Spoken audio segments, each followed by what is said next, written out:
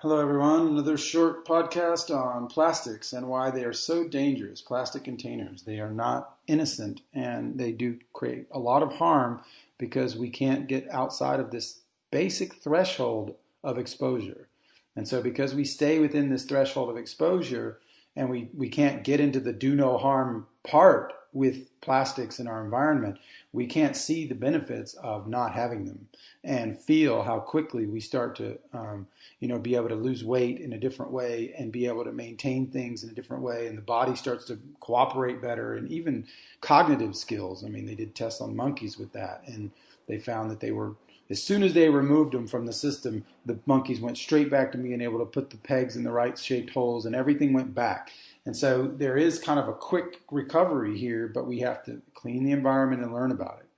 So magnesium is going to be the worst thing that you want to buy in a plastic bottle, transdermal magnesium especially, because that's the only one that would probably be sold in a bottle anyway because it's liquid, right?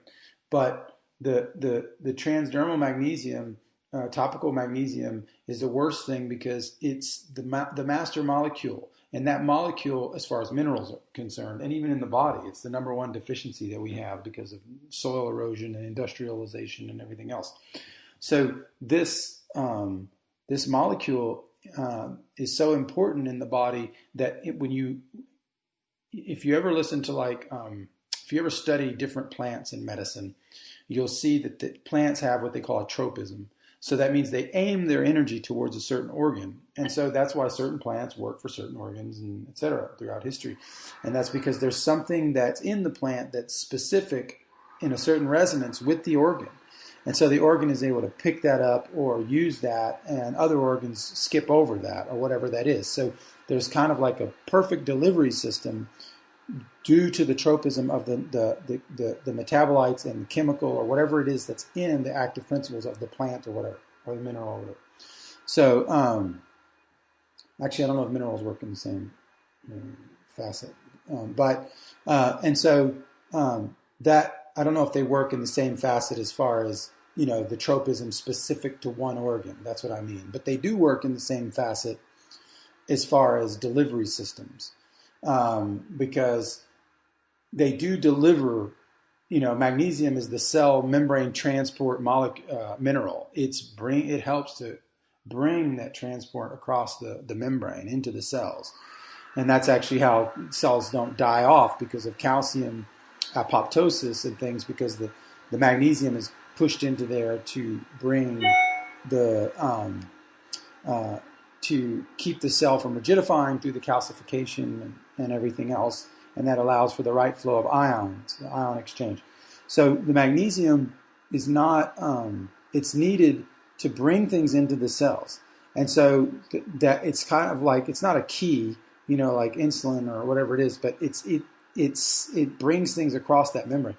And so when you have something attached to that molecule, which cannot be removed, in that sense, like solvents and things which have been, or chemicals, microplastics, anything that attaches to that molecule, when it's in the container, when it's exposed to light and air and oxygen and all those things throughout its whole pathway to get to you, and then even while you're consuming it as it's sitting on the shelf and degrading even more of the plastic into itself, like all of those things are creating a molecule that becomes saturated with those microplastics. So why is that so important with magnesium? If there's stuff everywhere that has plastics, like you find it in everything. I don't know if I consider raw milk or milk plastic as in the same category. The only reason is because you buy the product cold. It's never room temperature. It's never even heated. And then it's only in that container for 2 or 3 days. That's totally different than a fatty acid chemical type of liquid or something that's stored in something for a year and then you buy it on the shelf, and that's a totally different animal. So it's all about reducing exposure and being smart. The base products that we need for life, like eggs, bread, milk, a few of these things, these can be done in the right way. And then the rest we can also find a way to do it. So so that how the magnesium, because because it's attached to it now, because it's been absorbed by it, it goes into the body and delivers that everywhere. That's the danger. It's the delivery system. It delivers it like the tropism with the plants, but this is ubiquitous. It delivers it into all cells. You see? And so all the cells can absorb this into them. And so the cells have, barriers and things like that to try to stop that. But these things come in there. And so then the cell has to clean itself out and get things and heat and metabolite. And it has to heat things to get them out and push them out. Just like you would have to sweat them out, which is what a lot of studies show. That's one of the ways to get rid of them. But so, or, I don't know, maybe boiling water pushes out some of those metabolites, but so getting that to, ruining that essential molecule is, I find, ridiculous, because it's the most intricate and internal molecule that you're going to find as far as membrane transport in minerals. And it's going to bring that down in there.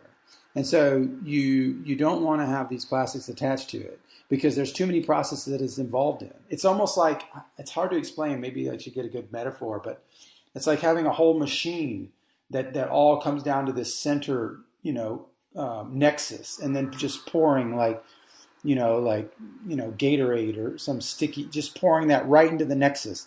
And it's just kind of like not the right way to do it, because the whole machine is going to break down now, And so that's kind of like how I see it with the magnesium. It's like, it's the nexus. It's going to get into all things. So you want that to be clean. And then that's also going to, not only will it be clean, but it'll also not reprogram the cells and reprogram the endocrine system through the blood to say, okay, there's plastics in the blood at X threshold, so therefore I must produce estrogen, and then I must send that, or I don't produce estrogen, so there's more fake estrogen in my body because I'm sensing there's too much or whatever. So you start throwing off that whole system. And that's all happening because the magnesium is coming in attached. And not just magnesium, but everything else in the environment. But the magnesium is a core molecule. So you want to always buy it in glass, no matter what. And you want to get the best quality possible. Zechstein inside. Don't worry about the word Zechstein, because they can fake that one and they can cheat on that one. But if it has the Zechstein inside logo, it's coming from the real source in Holland. There's only one source in Holland. There's a lot of fake sources out there from Asia that market themselves as Zechstein, but this is different. So get the right logo. Make sure it's full strength too, because some people could even use the logo and then not give you full strength. If they have some sort of anti-tingling or I guess they'd say tingling probably in English, but marketing about, it doesn't sting or it doesn't, then that's not it. You want the one that stings the most, and you just want to use it right, dilute it if you have to, until it starts working its way down.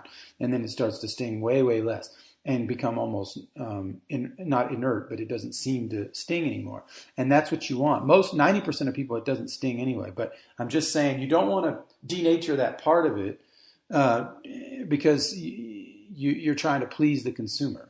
You want to get the consumer educated around the right version of things and then let him dilute and do those things. But I guess they save money on that and they don't tell you. So keep it smart. It's only $3 a week. Come check us out at theheartoftradition.com.